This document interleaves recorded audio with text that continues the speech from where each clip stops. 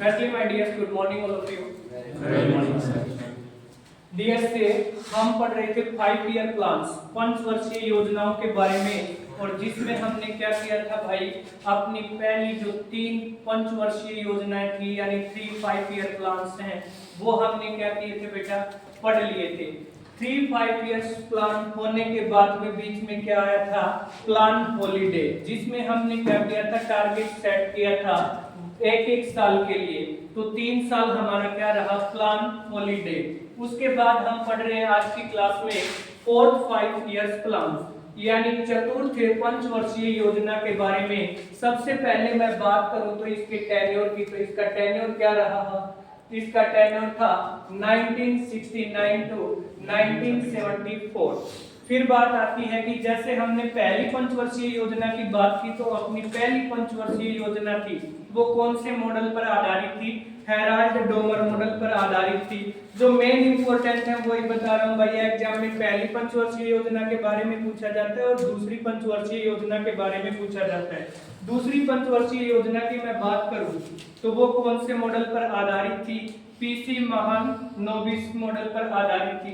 इसी प्रकार से अगर मैं 4 5 ईयर प्लान्स की बात करूं तो ये किस पे आधारित थी, कौन सा मॉडल था भाई, अपना अशोक रुद्रा और एलन मैटर का जो मॉडल था उस पे आधारित थी।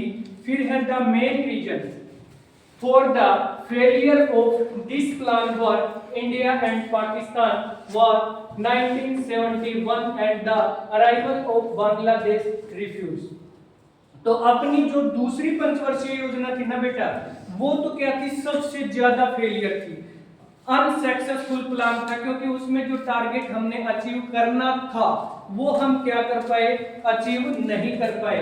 उसके अनसक्सेसफुल होने का रीजन क्या रहा था, क्योंकि उस दौरान भाई इंडिया और चाइना का क्या हो गया था भाई, वॉर हो गया था, यानी 1962 की जो लड़ाई थी भारत और चाइना की, उसके कारण। तो मेन क्या था, जो हमने टारगेट अचीव करना था वो अचीव नहीं कर पाए। इसी प्रकार जो अपनी 4 5 ईयर प्लान था वो भी अपना क्या रहा बेटा, अनसक्सेसफुल।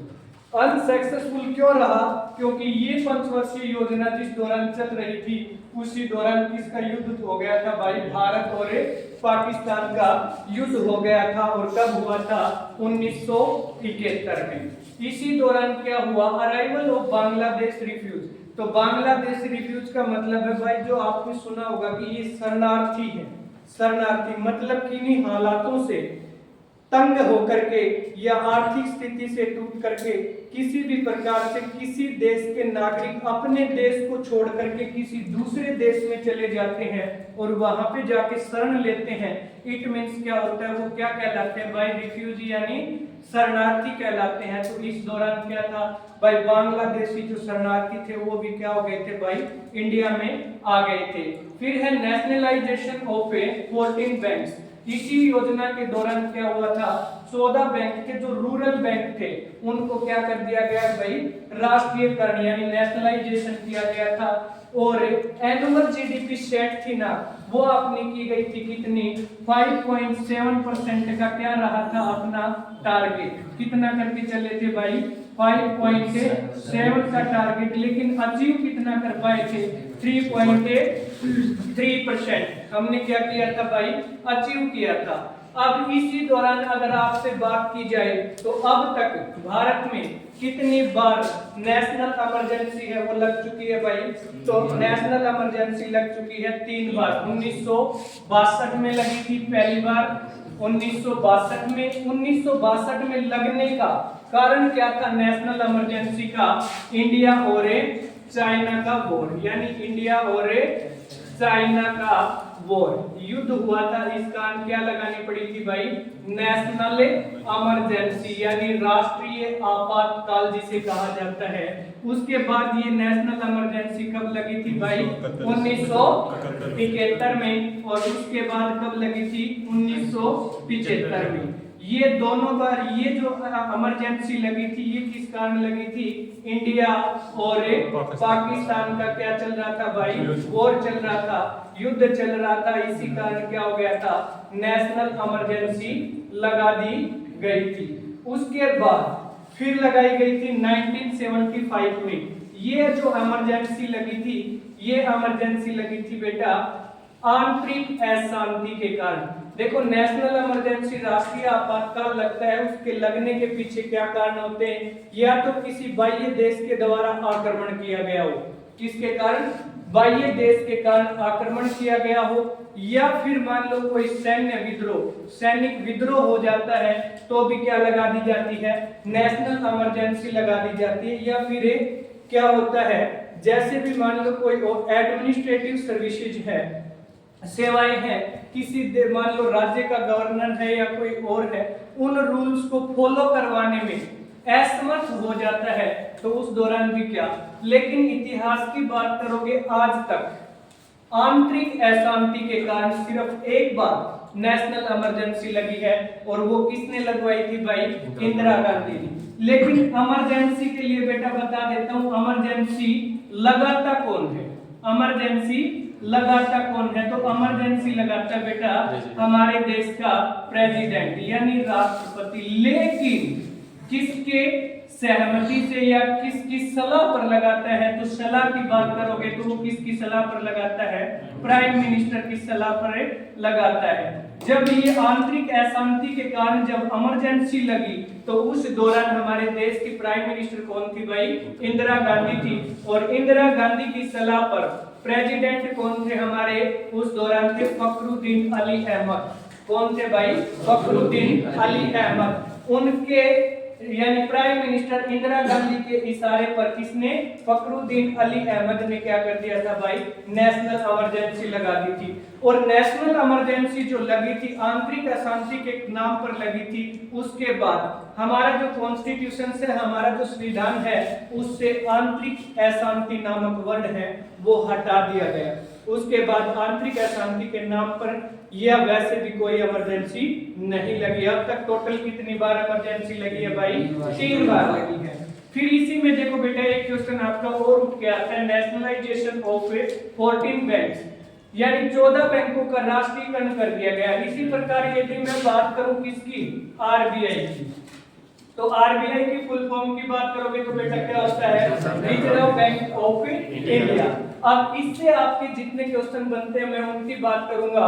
नेशनल इसकी आरबीआई की यदि कि आप स्थापना की बात करोगे, स्टेबलाइज यानी इसकी स्थापना कब हुई थी भाई, अप्रैल 1935 में जो भारत सरकार अधिनियम आया था उसके तहत इस बैंक की क्या की गई थी भाई, स्थापना की गई थी। जो आपका आरबीआई बैंक है बेटा, इसी को क्या कहा जाता है, बैंक्स ऑफ बैंक, यानी बैंकों का बैंक किसे कहा जाता है बेटा, आरबीआई को कहा जाता है। जैसे यहाँ 14 बैंक्स की बात आई है नेशनलाइजेशन की, तो अपना जो आरबीआई है ना, इसके अगर आप नेशनलाइजेशन यानी राष्ट्रीयकरण की बात करोगे तो इसका नेशनलाइजेशन बेटा कब हुआ था, 1949 में इसका क्या कर दिया गया था, नेशनलाइजेशन कर दिया गया था। फिर बात आती है कि उस दौरान भारतीय रिजर्व बैंक ऑफ इंडिया था, इसका गवर्नर कौन था, तो उस दौरान इसके गवर्नर कौन थे भाई, सीडी देशमुख। फिर आपका अगर करंट की बात करूं तो मैं करंट का क्वेश्चन बनता है कि एट प्रेजेंट में आरबीआई के गवर्नर कौन है, तो ये आंसर हो जाएगा आपका संजय मल्होत्रा। क्या हो जाएगा भाई, संजय मल्होत्रा। ठीक है, और ये प्लान कैसा था भाई अपना, अनसक्सेसफुल रहा था। क्यों रहा था, क्योंकि इसमें जो हमने टारगेट अचीव करना था वो टारगेट हमें अचीव नहीं कर पाए थे भाई। ठीक है, और बांग्लादेश रिफ्यूज की बात आई, बांग्लादेश, तो यहाँ पे देखो बेटा बांग्लादेश वर्ड यूज हुआ है।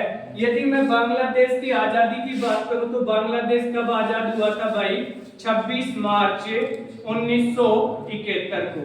जब बांग्लादेश से को आजाद कराना था तो उसमें भारत ने क्या किया था भाई, अपना सहयोग दिया था। और उस दौरान प्राइम मिनिस्टर कौन थी भाई, इंदिरा गांधी। इंदिरा गांधी ने क्या किया था, जो अपने इंडियंस सोल्जर थे, भारतीय सैनिक थे, वो इनकी मदद के लिए भेजे थे और इस बांग्लादेश को क्या कराया गया था भाई, आजाद कराया गया था। और बांग्लादेश आजाद कब हुआ था, 26 मार्च 1971 को। इन्होंने क्या किया था, जो बांग्लादेश का सर्वोच्च सम्मान था ना, सर्वोच्च सम्मान, उसके द्वारा किसको सम्मानित किया गया था भाई, इंदिरा गांधी को। तो इंदिरा गांधी बांग्लादेश के सर्वोच्च सम्मान से सम्मानित होने वाली कौन थी भाई, पहली महिला थी। कौन थी, पहली महिला। फिर बात आती है कि इंदिरा गांधी, इंदिरा गांधी को अगर हम बात करें तो एक किस नाम से जाना जाता है भाई, इंदिरा गांधी को, इंदिरा गांधी को जाना जाता है भाई आयरन लेडी के नाम से। किसके नाम से जाना जाता है, आयरन लेडी के नाम से भी किसको, इंदिरा गांधी को ही जाना जाता है भाई, ठीक है। और भारत की पहली महिला प्रधानमंत्री भी कौन बनी थी भाई, इंदिरा गांधी। भारत की पहली महिला प्रधानमंत्री भी इंदिरा गांधी, आयरन लेडी के नाम से भी इंदिरा गांधी को ही जाना जाता है। और भारत की पहली महिला प्रेसिडेंट की बात करूं तो भारत की पहली महिला प्रेसिडेंट यानी राष्ट्रपति कौन बनी थी, प्रतिभा देवी सिंह पाटिल। पटेल नहीं भाई, प्रतिभा देवी सिंह पाटिल। और भारत की पहली आदिवासी महिला जो प्रेसिडेंट बनी है वो कौन है, अपनी द्रौपदी मुर्मू। कौन है, द्रौपदी मुर्मू, यानी कि पहली आदिवासी महिला है ये। पहली राष्ट्रपति की बात करोगे प्रतिभा देवी सिंह पाटिल, लेकिन पहली आदिवासी की बात करोगे तो कौन। और सीरियल से मैं बात करूं तो दूसरे नंबर पे महिला राष्ट्रपति बनने वाली कौन है भाई, द्रौपदी मुर्मू। तो यहां तक किसी बच्चे को कोई डाउट हो तो पूछ सकता है भाई।